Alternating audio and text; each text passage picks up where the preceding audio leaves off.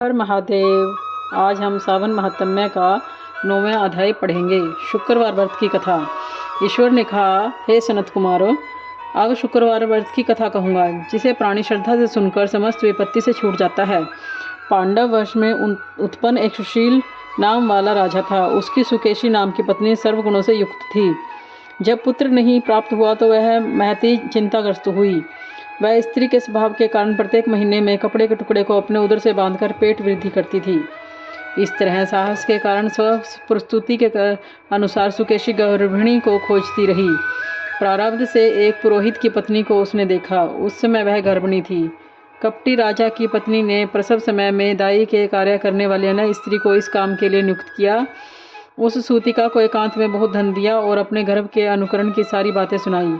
राजा ने इधर अपनी पत्नी को गर्भवती जानकर पुंसवन और सीमतोन्यन बड़े प्रसन्न मन से किया। पुरोहित की पत्नी का प्रसव का समय नजदीक आया तो यह सुन उसी तरह रानी ने भी वचन रूपी कार्य किया। पुरोहित की स्त्री गर्भवती थी, प्रसूति की बात जानती नहीं थी, अतः दाई की वाणी का पालन करती थी।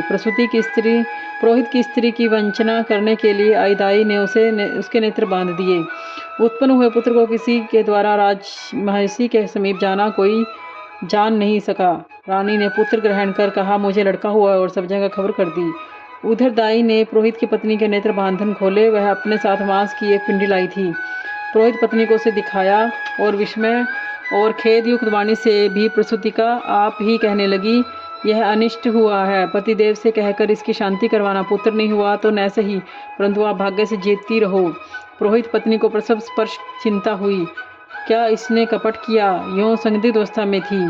ईश्वर ने संत कुमार से कहा, राजा ने पुत्र की उत्पत्ति को सुना तो जातकर्म संस्कार आदि करके ब्राह्मणों को गज, आशव, रथ आदि दान दिए। जो कैदी जेल खाने में बंधे उन्हें प्रसन्नतापूर्वक छोड़कर सूर्यकांत में नामकरण आदि रखा।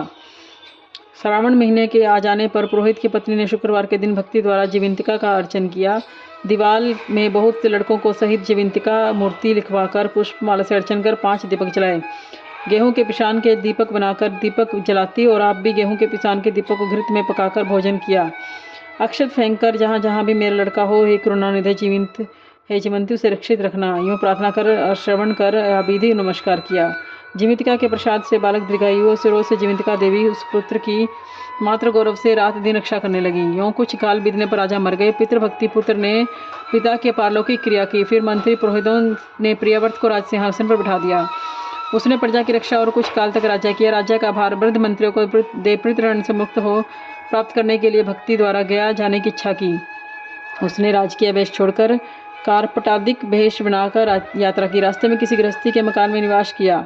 उसी रोज उसकी पत्नी को पुत्र हुआ। इससे पूर्व उसके 5 पुत्रों को क्रमशः षष्ठी देवी मार चुकी थी।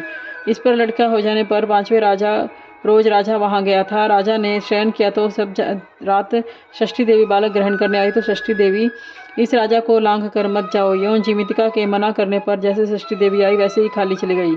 उसने 5वें रोज पुत्र को जीवित देखकर राजा ने से प्रार्थना की, हे राजन, आज के राज मेरे मकान पर आप ठहरें, क्योंकि हे प्रभु, आपकी दया से है मेरा 6वां पुत्र जीवित है।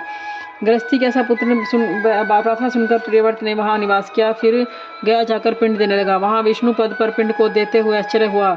जब पिंड ग्रहण करने के लिए 2 हाथ करने निकल पड़े। ऐसी घटना देखकर भूपति विस्मय कर संदेह करने लगा, क्या करूं? ब्राह्मण आज्ञा से राजा ने विष्णु पद पर ही पिंडदान किया। फिर किसी सत्यवादी ज्ञानी ब्राह्मण से पूछा कि ऐसी बातें क्यों हुई। उसके पूछने पर ब्राह्मण देव ने कहा, हे राजन, यह दोनों हाथ पिता के हैं। ऐसा क्यों हुआ? इसकी जानकारी के लिए घर में जाकर माता से पूछा। उसकी बातें माता ही कहेगी। राजा चिंतित और दुखित होकर मन में अनेक तरह के विचार करने लगा। यात्रा पूरी कर जहाँ लड़का राजा के पहुंचने से जीवित हुआ था, वहां उस षष्ठी देवी के पुत्र को ग्रहण करने आई। षष्ठी देवी जीवितिका से कहने लगी, हे जीवितिके, आपको इसकी क्या आवश्यकता रहती है कि कौन सा व्रत इसकी माँ करती है, जिस कारण आप रातों दिन इसकी रक्षा करते हैं। षष्ठी देवी की ऐसी बात सुनकर जीवितिका कुछ हंसती कहने लगी, राजा भी दिन रात इसी निमित्त की जानकारी के लिए जागा हुआ था, सोने का बहाना किए हुआ था। उसी समय राजा ने उन दोनों की बातें सुनी। षष्ठी देवी, इसकी माँ श्रावण महीने में शुक्रवार के रोज मेरा पूजन तथा व्रत करके नियम करती है। उसी नियम को मैं आपसे कहती हूँ। इसकी माँ हरे वर्ण का कपड़ा और चोली नहीं ग्रहण करती और हरे वर्ण की कांच की बनी चूड़ी भी अपने हाथों में ग्रहण नहीं करती। चावल के धोवन से जल को कभी नहीं लांघती। हरे पल्लव के नीचे नहीं जाती। हरे वर्ण का हो जाने पर करेले का साग नहीं खाती। यही सब मेरी प्रसन्नता के लिए करती है। इसी कारण निरंतर उसकी रक्षा करती हूँ। इसी कारण लड़के की सुरक्षा करती हूँ। यह सब राजा सुनकर अपने नगर में गया। स्वागतार्थ वहाँ राजा के नगरवासी तथा देशवासी प्राणी आए। राजा ने माता से पूछा, है माता, आप जिमितिका व्रत करती हैं तो आपकी क्या विधि है? राजा के पूछने पर माँ ने कहा, जिमितिका व्रत मैं नहीं जानती।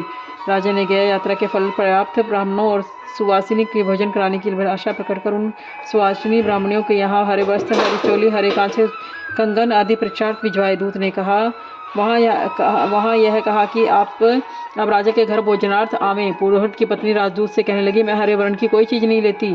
पुरोहित की पत्नी की ऐसी वाणी सुनकर राजा के दूत ने आकर कहा, राजा ने पुरोहित की पत्नी के लिए रमणीक लाल वर्ण के कपड़े आदि भेजे। पुरोहित की पत्नी ने उन सब चीज़ों को ग्रहण कर राजा के घर आई। तब वह पूर्व वाले दरवाजे पर चावल का धोवन और जल हरे वर्ण का मंडप देखकर नए दरवाजों से गई। राजा ने देखकर पुरोहित की पत्नी को नमस्कार किया और नियम का पालन करने का कारण पूछा। पुरोहित की पत्नी ने शुक्रवार व्रत का कारण बतलाया। राजा को देखकर उस समय उसके स्तन से दूध बहने लगा। उस तरह की दुग्ध धारा से वह राजा की इच्छी प्रकार सिंचित हो गया जी में वो 2 हाथ निकलने से रास्ते में गृहस्थी के यहाँ देवी के बाचित वस्त्रों से दूध बहने मात्र से राजा को विश्वास हो गया कि यह मेरी माँ है। राजा ने गृह में रक्षा करने वाली माँ के समीप जाकर बड़े विनय से पूछा, है माता, भय मत करो, मेरे जन्म समय की ठीक बात कहो। राजा के जन्म समय की बात सुकेशनी ने तथ्य रूप से कह दी। राजा ने इससे प्रसन्न हो अपनी जन्म देने वाली माँ बाप को नमस्कार किया और संपत्ति देकर बढ़ाया। इससे दोनों बड़े आनंदित हुए। एक दिन राजा ने जिमितिका से ने प्रार्थना की कि हे जिमितिका, मेरे जन्म देने वाले पिता हैं तो गया में क्यों 2 हाथ निकले? उसी समय स्वप्न में देवी ने संशय नाश करने वाणी से कहा, हे राजन, मैंने तुझे केवल विश्वास दिलाने के लिए ऐसी माया की थी, इसमें संदेह मत करो। शिव ने सनत कुमार से कहा, है सनत कुमार, यह श्रावण महीने के शुक्रवार के व्रत को महात्म्य को मैंने कहा है। इस व्रत को करने मात्र से प्राणी सब इच्छाओं को पूर्ण कर लेता है। वो शिव शंकर भगवान की जय। 10वां अध्याय, शनिवार व्रत की कथा। शिव जी ने सनत कुमार से कहा, है सनत कुमार, मैं अब तुम्हें शनिवार व्रत की विधि व महात्म्य को कहूँगा। श्रावण महीने में शनिवार के दिन 3 देवताओं नरसिंह, शनि और हनुमान जी की पूजा की जाती है। दीवाल या खंबे में शुभ नरसिंह की प्रतिमा लिखकर लक्ष्मी ही सहित जगतपति नरसिंह का हल्दी सहित चंदन, नीले पीले फूलों से अर्चन कर खिचड़ी तथा हाथी चक साग के नैवेद्य का भोग लगाएं। आप भी खिचड़ी आदि का प्रसाद भोजन करें। ब्राह्मण को भोजन कराकर भगवान नरसिंह को तिल के तेल से या घी से नहलाना प्रतियुक्त होता है। शनिवार को सब कर्मों में श्रेष्ठ तेल को कहा गया है। शनिवार को आप सब परिवार से तेल लगाकर नहाकर उड़द की बनी वस्तु भोजनार्थ बनावें। इससे भगवान नरसिंह प्रसन्न हो जाते हैं। इस तरह श्रावण मास के 4 शनिवार को शनि व्रत करें। इस व्रत से उनके मकान में लक्ष्मी सुस्थिर हो निवास करती है। यह सौम्य मैंने भगवान नरसिंह का है उत्तम व्रत आपसे कहा। इस प्रकार शनि के प्रीत्यर्थ जो व्रत करे आप उसे सुने। एक लंगड़े ब्राह्मण या उसके अभाव में कोई अन्य ब्राह्मण को तिल का तेल लगाकर गर्म पानी से स्नान कराकर श्रद्धायुक्त हो नरसिंह व्रत में कथित अन्न से भोजन कराकर शनि के प्रत्यार्थ तेल, लोहा, तिल, गुड़ तथा कंबल दान करें। उससे शनिदेव राजी हों। ऐसा कहें, सुने मैं शनिदेव का ध्यान करूंगा। आप सावधान होकर सुनो। शनिश्चर का काला वर्ण है, मंद गति और कश्यप गोत्र है। शनि का जन्म सौराष्ट्र देश है। सूर्य नारायण पुत्र वरदाता है।